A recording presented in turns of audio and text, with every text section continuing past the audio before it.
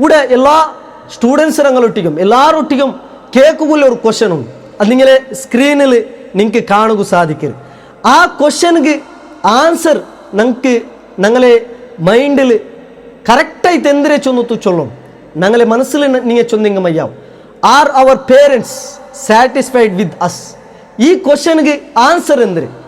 നൻ്റെ ഉമ്മ നൻ്റെ അബ്ബ നൻ്റെ വിഷയത്തിൽ ഒരു പ്രോബ്ലം ഇല്ല, സാറ്റിസ്ഫൈഡ് ആയിത്തിക്കരുത്.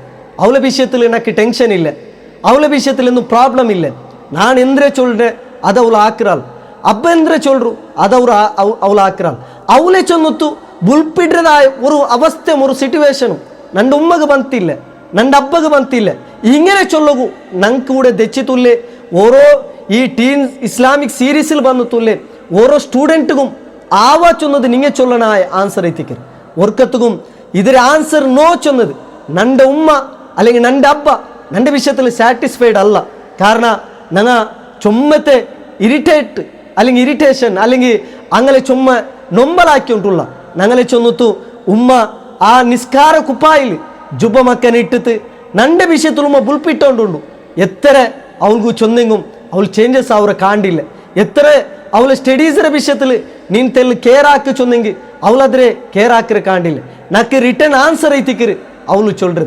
അവത്തിൽ എന്തെങ്കിലും കിച്ചണിൽ ഊട്ടിട്ടതായ ആ ഒരു ബേസിനിൽ വെച്ചിട്ടുള്ള പ്ലേറ്റ്സ് അല്ലെങ്കിൽ ഞങ്ങൾ തിണ്ടതായ ആ ഒരു പ്ലേറ്റാ അല്ലെങ്കിൽ ഡൈനിങ് ടേബിളാ അത് ക്ലീൻ ആക്കുക ചൊന്നെങ്കിൽ അവളെ കിട്ടില്ല.